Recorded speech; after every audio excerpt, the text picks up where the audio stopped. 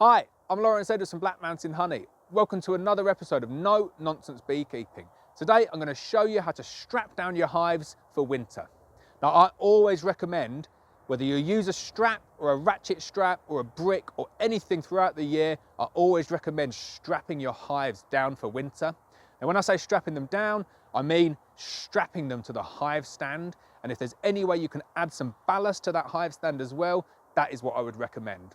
So in this video, that's all I'm going to show you how to do, is how to ratchet strap your hive down to make sure that it doesn't get blown over by the wind and it gives your bees the best chance of getting through the winter.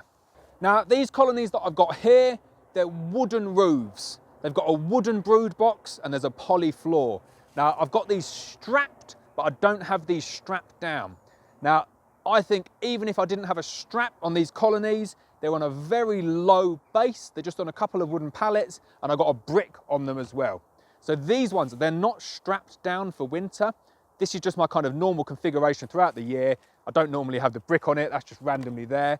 But I just kind of keep everything strapped together because normally I'm using poly kit. I'm not using the wooden kit. So if you've got a setup like this, where you've got a low hive stand, maybe kind of 30 centimeters high, maybe a pallet or two, and you're using a fully wooden setup, so you've got like wooden floor, wooden brood boxes, and it's heavy because it's full of bees, wooden roofs, then I'd say you can probably get away with just a brick on the top. That's the bare minimum that I would suggest, but with so much wood and so much weight, as long as they're not in the middle of a field where they can potentially get kind of bashed over by a cow or something like that, I would say that the bees will stick all of that together and the chances of it getting blown over by the wind, relatively slim. So a hive like that, I would say just put a brick on and they should be good to go. Now a hive like this one here, this is our BBware sponsored hive. This is a poly roof, poly feeder, poly brood box and a floor. And you lift this one up and it's really heavy, like it's really heavy. That's on a 3 pallets high, but you kind of look at it and you look at the center of gravity of that and you think, is the wind going to come and blow that over? And like, it's not, the chances of the wind coming along and blowing that over are pretty much like zero. I just can't see it happening. Obviously, I've got my ratchet strap on there, so the poly roof can't just blow off, because that's the big reason, do you know what I mean? You put your bricks on and stuff like that.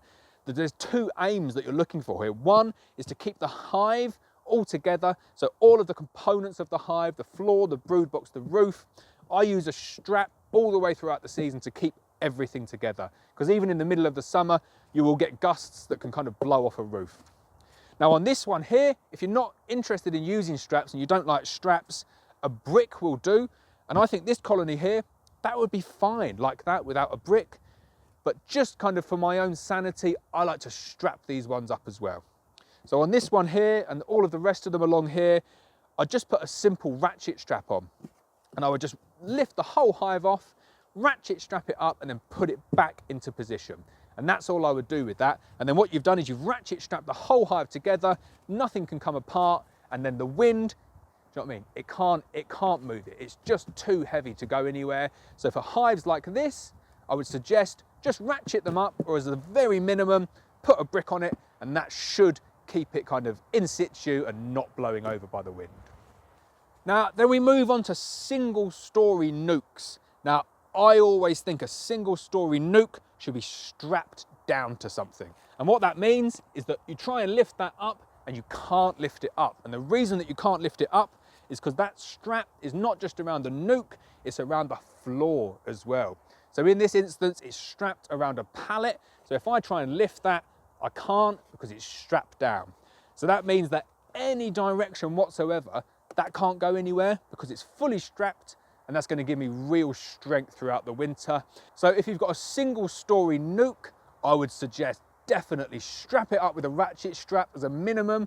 And I would also suggest strapping it down to your hive stand.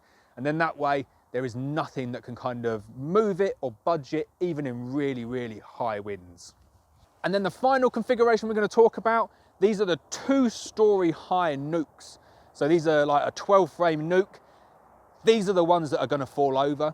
The center of gravity of these is a lot higher than the rest of them due to their kind of shape and their size.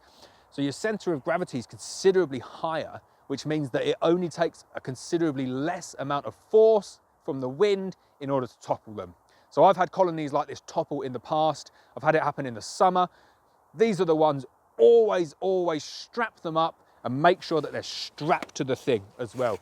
So you can see that it can't go anywhere. It can go a little bit that way, but then it can't go, and that way can't go anywhere. It's fully strapped down, and I've done that by taking the ratchet strap, feeding it down underneath the pallet, and then just making sure it's nice and tight as you can get it. Maybe damages the poly a little bit, you get dents and marks, but you get the safety and security of knowing that even in the strongest winds, your colonies aren't going to topple over.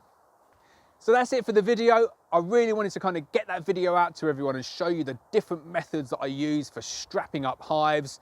I know we didn't do like a full demonstration of it, but it's pretty straightforward. The only difference is on those taller hives, on the taller double-story nukes and the nukes, I just feed that ratchet strap underneath the pallet, underneath the hive stand, just to connect it all together, which gives you kind of greater stability and avoids those hives falling over in the winter. So I suggest everyone get out there now and strap up your hives, or if you're going into the winter period, make sure they're fully strapped up. Gives you the peace of mind that they're not going to get toppled over by the wind. If they get toppled over by the wind, you've probably got 24 hours max to save them, because if they're toppled over and the boxes break open and then it's like -2 or whatever at night time, you've got kind of zero chance really of saving that colony. So unless it's in your garden, if you've got it at an out apiary, you'd be incredibly lucky to find them in time enough to save the colony. So take the precautions, get the straps on, make sure they're protected from the wind, get those colonies through the winter. So as always, thanks for watching my videos. Hope you've enjoyed this one. Please hit the subscribe button, please hit the bell so you're notified of every video, and I'll see you next time.